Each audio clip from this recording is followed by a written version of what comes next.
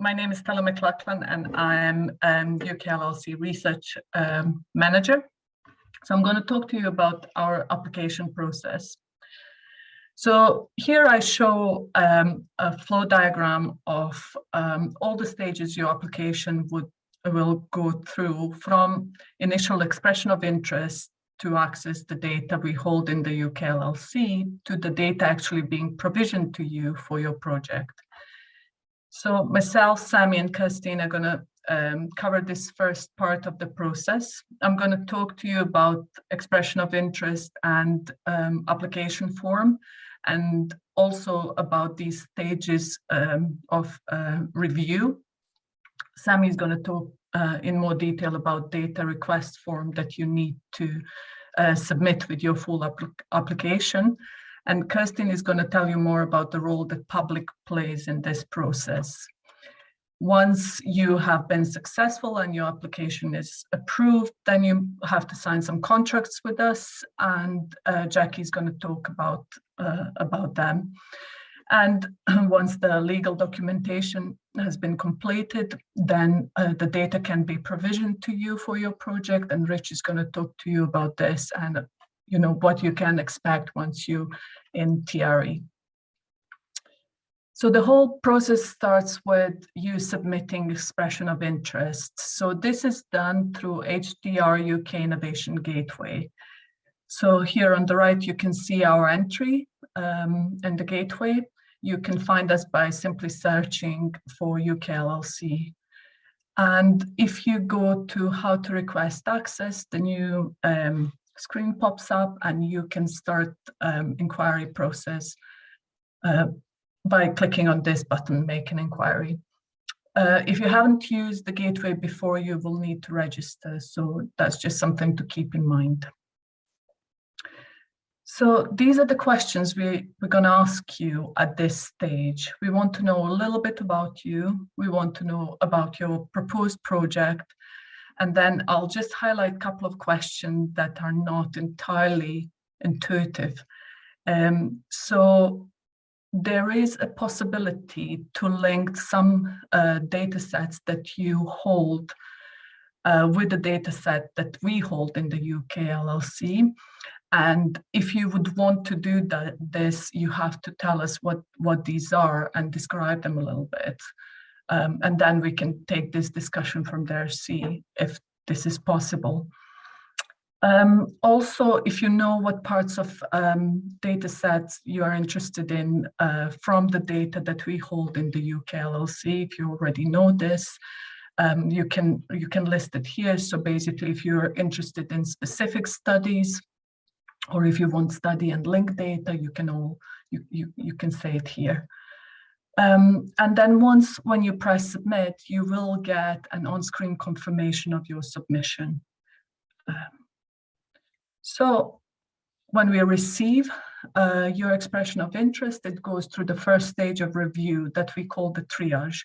So at this point, we are looking to see if your research is COVID related, if you are a UK-based researcher, and also, of course, if your project is scientifically sound and we have data available for it.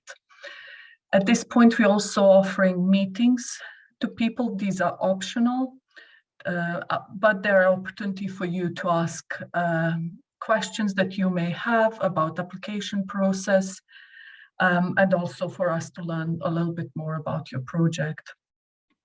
Expected turnaround at this point is 1 week. And if you are successful, you'll be invited to submit full application. So if that's the case, you will be given access to the SharePoint site called Resources for Researchers. And this is how it looks. So there are several folders in here, and we're going to talk a little bit more about this particular one, application process. And if you can see, there's a document here that says read me first, so please read it first.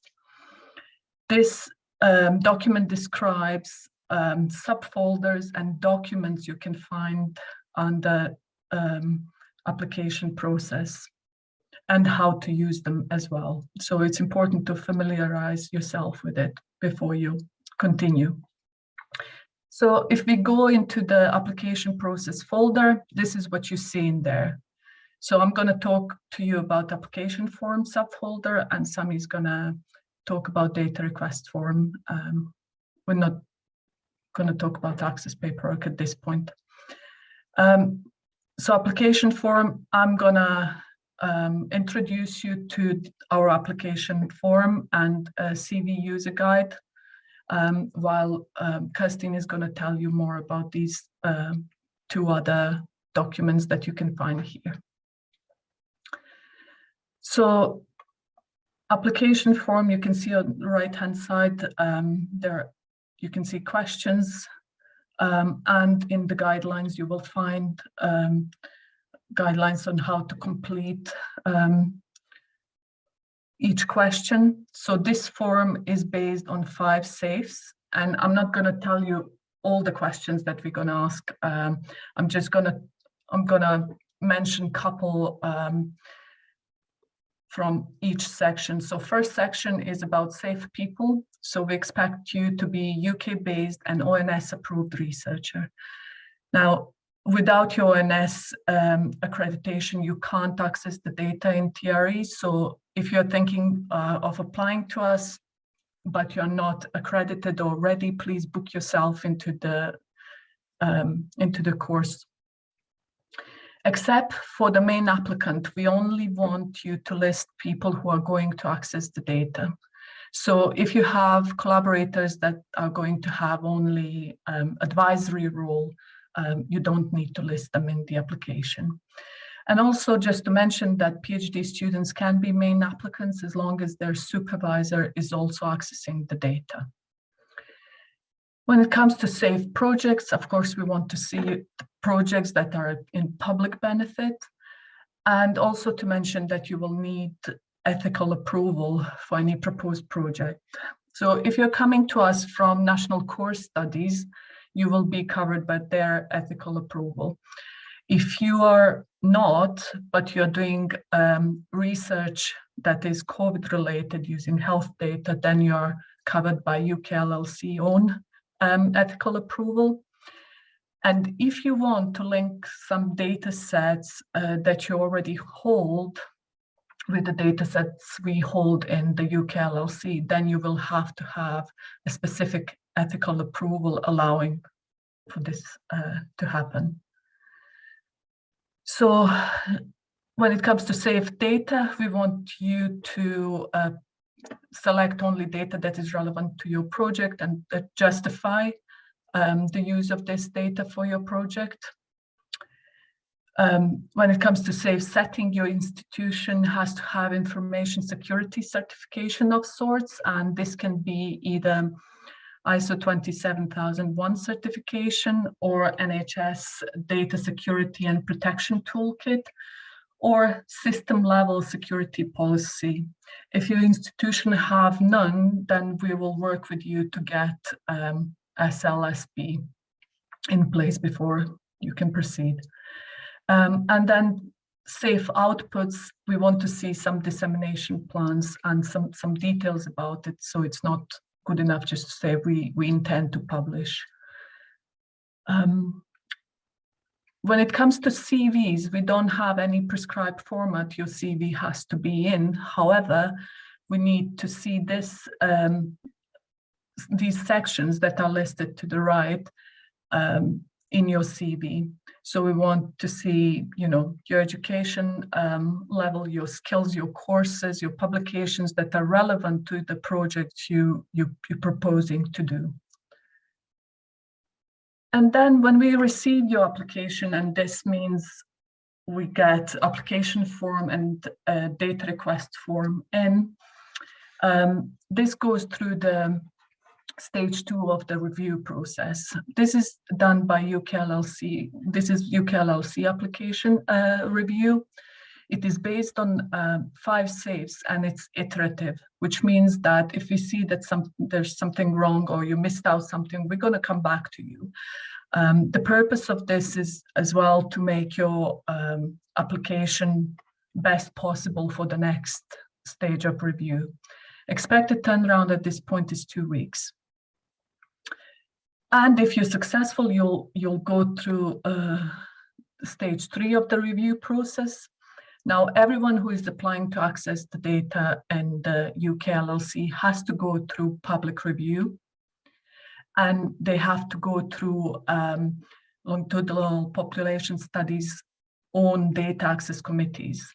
And these data access committees are then going to review your application against their own criteria.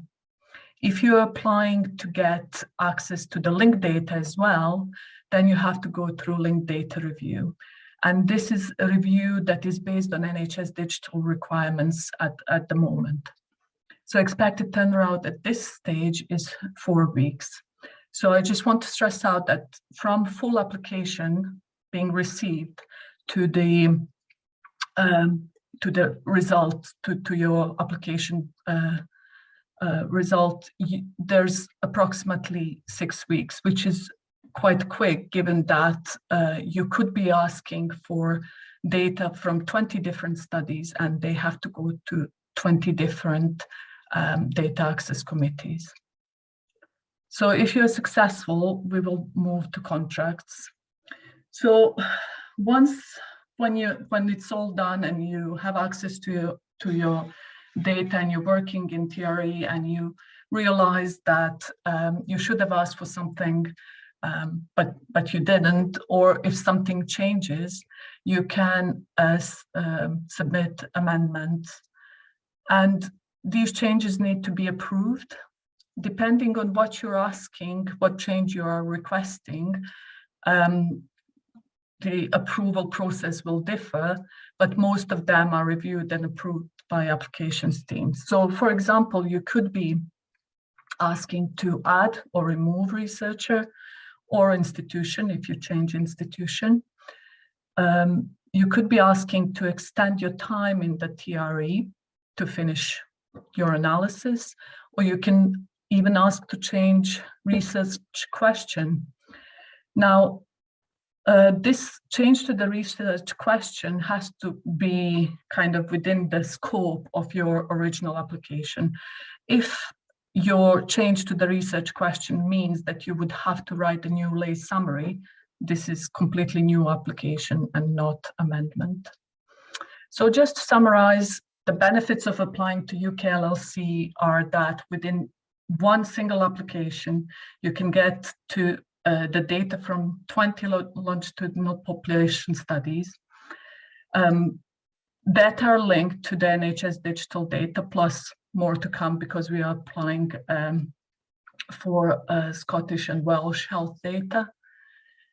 We have more than 200,000 linked records that are updated monthly, and we have consistent application and review process with fast turnaround time. So get in touch